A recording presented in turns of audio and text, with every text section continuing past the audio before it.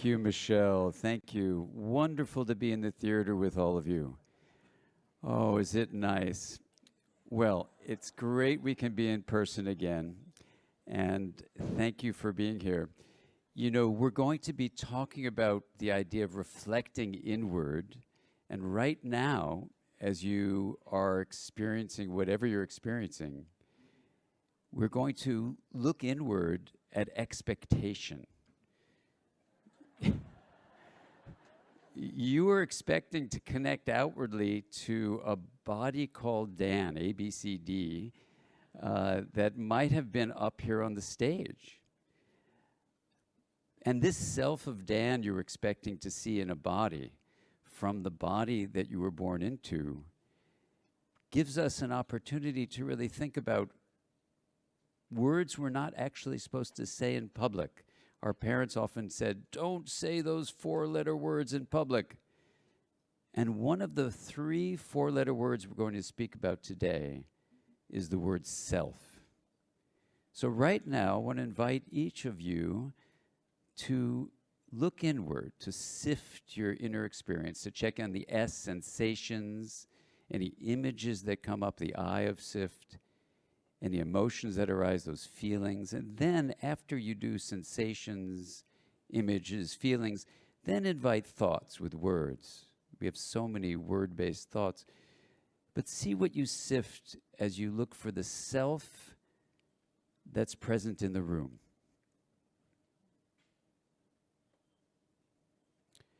So you may have been thinking there'd be a body called Dan up there on the stage, and that's your expectation, because so much of modern culture is to say the self is the individual.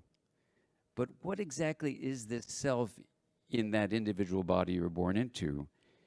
And is the self a synonym for the individual? So our first 4-letter word that we're going to dare to say is self. What is it? Is it just that body you're sitting in?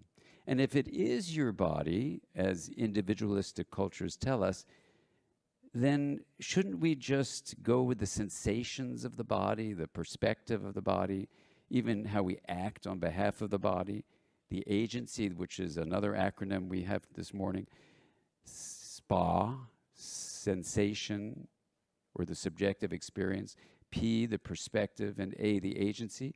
So you wonder, well, where is the spa of the self of what you might call you? Where is it?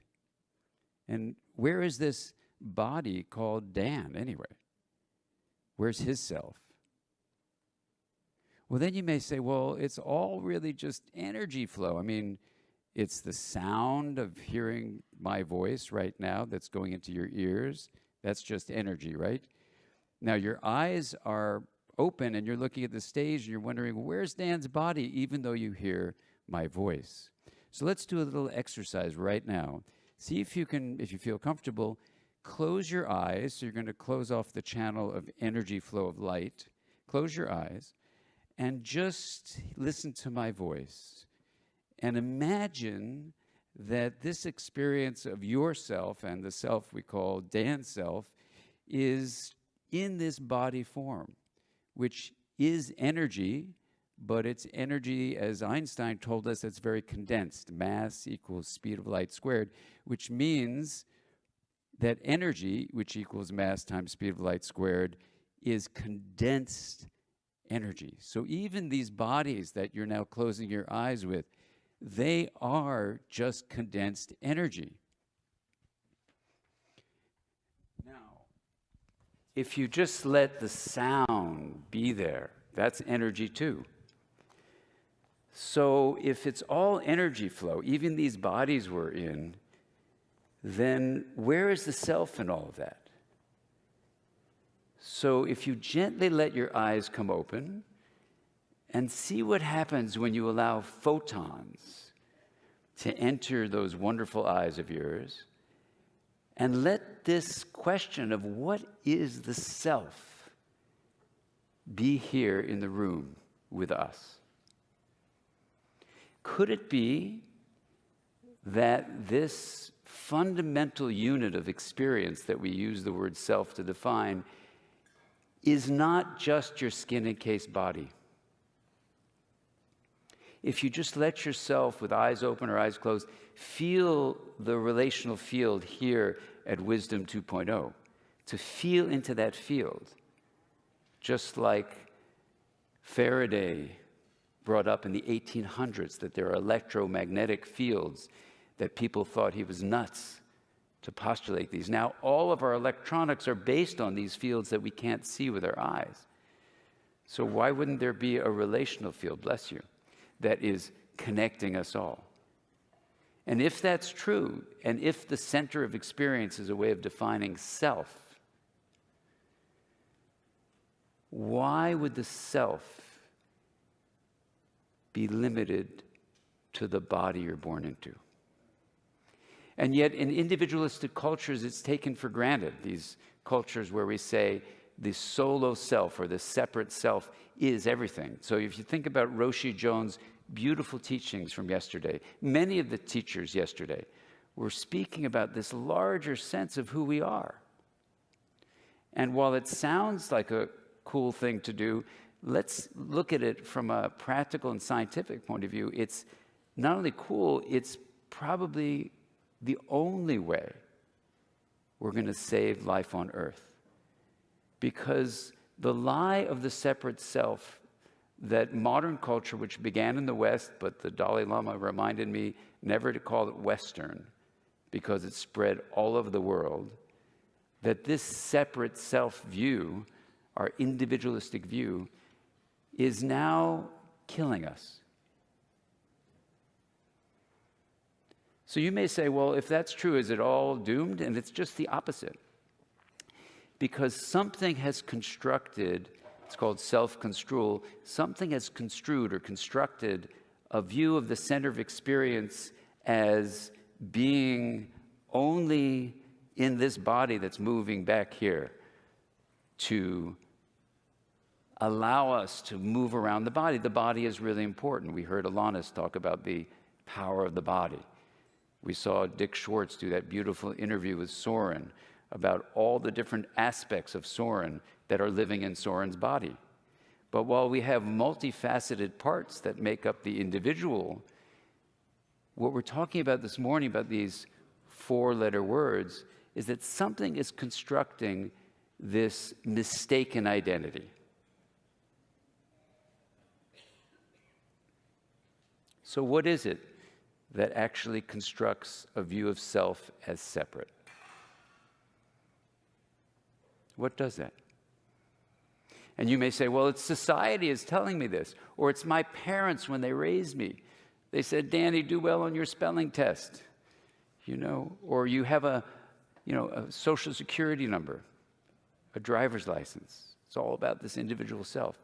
But what constructs it ultimately is the human mind, our second four-letter word this morning. So let me ask you, what is the mind?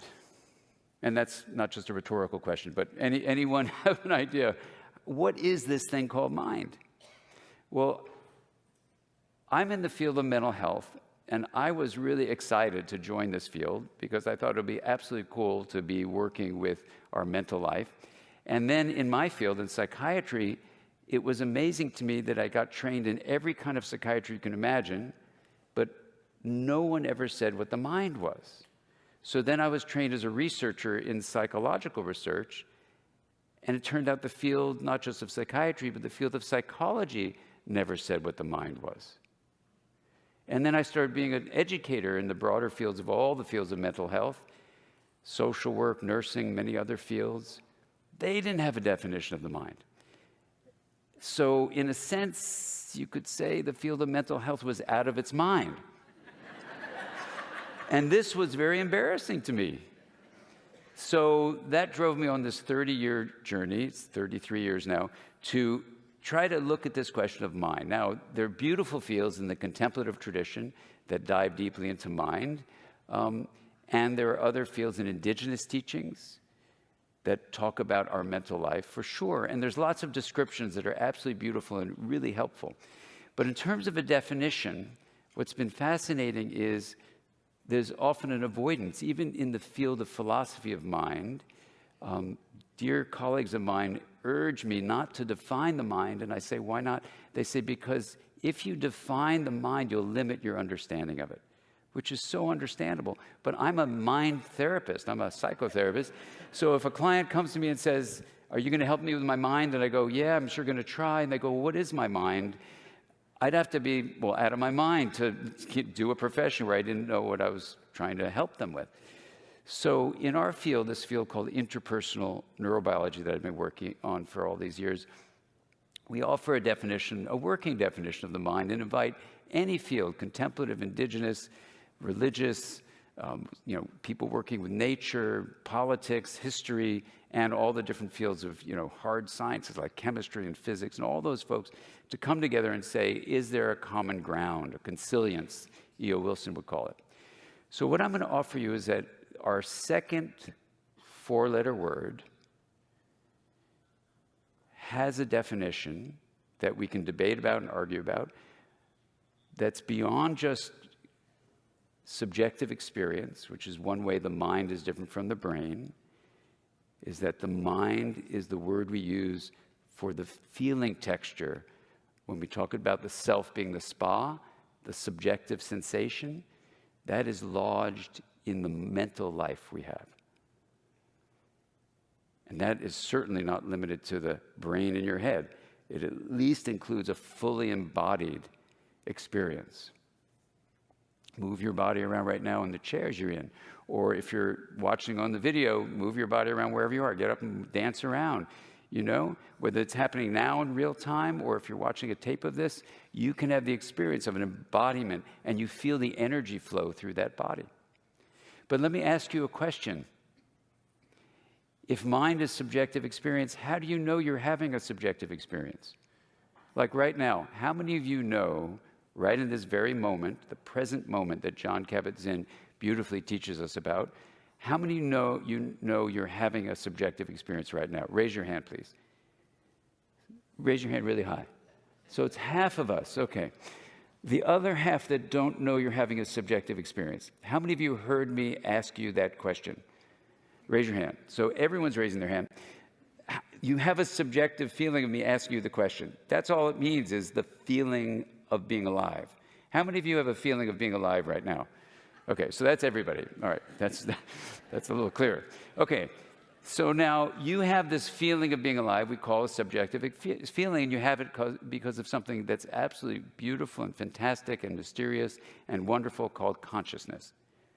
And you can also take the flow of that as a conduit, like water through a hose, but you can also construct things. So I can go, blah, blah, blah, blah, blah, blah. How many of you heard me say that? Blah, blah, blah, blah, blah. Raise your hand. And I could also say good morning, or I could say buenos dias, right? Now, what's the difference between blah, blah, blah, blah, blah, and good morning? It has meaning. So energy flow, in this case sound movement with meaning, with symbolic meaning, is called information. It's energy formation that has a symbolic value, and we call it information or information. Right? So that's a third facet of mind. Subjective experience, the first. Consciousness, the second. Information processing, the third.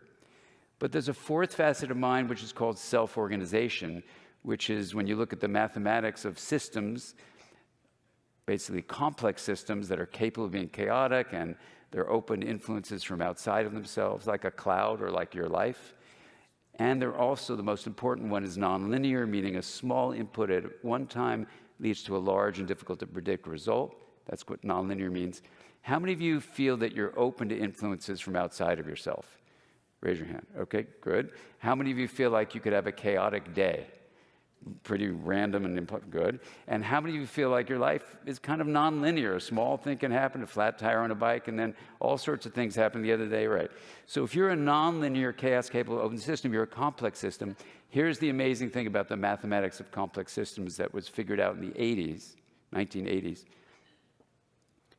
You have something called emergent properties, where the interaction of the elements of your system give rise to something larger than the elements themselves. It's like the wetness of water. No single H2O molecule is wet.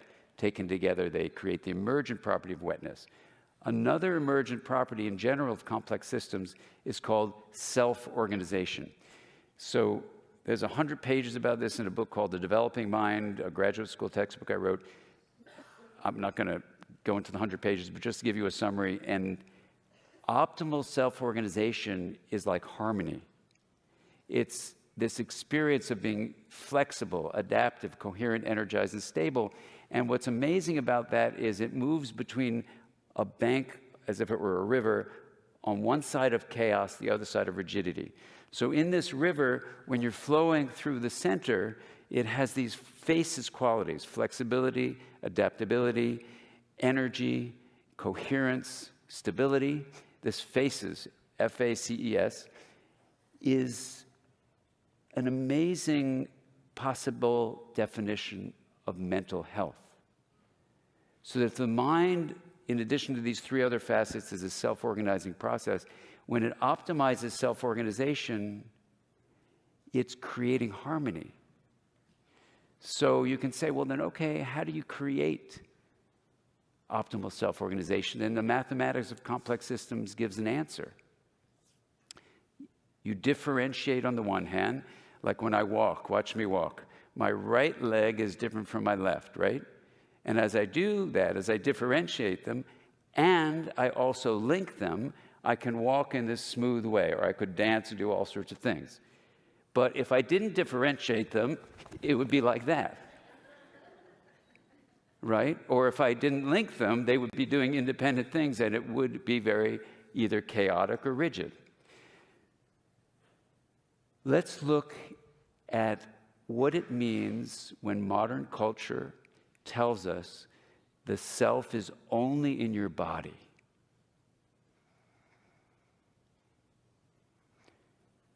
What does that do to the process of differentiation and linkage? It limits it, absolutely. It is excessively differentiating this center of experience, and it is cutting off linkage. By its very foundations, it is problematic. And when you look at the chaos and rigidity of polarization in our world, when you look at racism and social injustice in our world, when you look at addiction to screens even in our world, when you look at what Arturo Bejar is going to talk about how kids are being incredibly disturbed by being involved in social media, that's an impairment to integration, which is how you can name this balance of linkage and differentiation. When you look at what's happening to the natural world, we are excessively differentiating ourselves as a species from other species. And we are losing huge amounts of species on this planet. All of that, I'm going to suggest to you, because of a mistaken identity. That we've confused the self with the body. So in my clinical practice, I thought, okay, if integration is health, and another consilient proposal was that consciousness is needed for change, if you put those two together, what would you say if integration is health and consciousness is needed for change, what might you think to do if you were a therapist just trying to figure out how to do things in a deep kind of way with your clients? You might integrate consciousness. So you would differentiate and you would link. How would you do that? Well, in my office there was a table, and I would bring my patients up from the couch or the chair. The table had an outer rim made of wood, and the center is made of glass. And I said, hey, let's integrate consciousness. And my patients were used to me doing weird things, and they'd roll their eyes and go, oh my God, another weird thing you're going to do? I said, no, give this a try. They'd walk around the table, and we would put the knowing of consciousness in the center of the table as a metaphor, and we would put the knowns on the rim. It's the simplest way of differentiating consciousness. Consciousness is the experience of the knowing of the knowns. And we move this singular spoke of attention, because attention is different from consciousness, and we move it around the rim. So we'd have 4 segments of the rim. You'd have the first segment would be energy flow from outside the body. Can someone give me one example of that? Sight, exactly, sight or sound. And, smell, taste, and touch. So you have the 5 senses there. Then you take a deep breath, you move the spoke over. What do we call the energy flow from inside the body? Bless you. Anyone know the name of that? It's interoception, exactly, the 6th sense. So you have energy flow inside the body. You explore the body's sensations. Then there's even what you can call the 7th sense, our mental activities, emotions, thoughts, memories, beliefs, attitudes, longings, construction of self. It would be there. And then you move the spoke over to the 4th and final segment, and that's our relational field sense, our relational sense. Anyway, I started doing this, and patients started getting over anxiety, mild to moderate depression, trauma, and sadly, when those were given a terminal medical diagnosis, their panic about death was melted away when they did this, what came to be called the Wheel of Awareness practice. So I started doing this with my students who are therapists. They started finding improvement in their lives. They did it with their clients. They started finding improvement, started doing workshops. Some of you I know have been at some of those workshops. We're going to do this at Esalen in June. Please come. We're going to have the Esalen tribe traditions being taught. At the same time, we're going to have Alyssa Epple do stuff on stress and Rhonda McGee on social justice. So come join us there. We're going to do 5 rhythm dancing.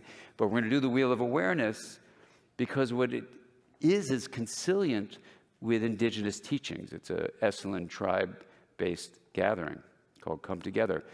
When we get together like that, we're able to do it in person. And before the viral pandemic, my assistant added up, I did the wheel with 50,000 individuals in groups like this over many years and was able to record the results. So what I want to say is it's a way of integrating the mind, basically, through integrating consciousness. So it creates this well-being in ways that you can read in a book called Aware. But the issue about this for us here today, about our second 4-letter word, is if a healthy mind comes from integration, what did people describe they were experiencing? Well, those of you, have any of you done the Wheel of Awareness? Let me just see if you raise my hand. A few people. So you can go to my website for free. We give it away for free, which astonishes our accountant, but we do. He said, why don't you just charge a penny? You'd be able to retire. But we don't. So we give it away for free. If you go to drdansiegel.com for free, just go to the thing which says the wheel, wherever it is, and you can do it. But this is from people in person. There's a moment when people bend the spoke around right into the hub. Pure awareness. And they describe connection that they feel that they've never felt before. An open awareness that they're feeling, this spaciousness that many people, if you think about how John was teaching, or Roshi Joan, that feeling of spaciousness that Jack Cornfield and I teach together. You can join us on this thing we're doing called Living Beautifully now. We're doing it together, of Buddhism meets interpersonal neurobiology. When you experience this hub, you get this spaciousness, and one of the most common words that people say, besides I'm connected in this open awareness, does anyone know what it is? Love. Exactly. Love. 50,000 people, a structured presentation of how to integrate consciousness, and pure awareness is described as love. Why do you think that would be the case?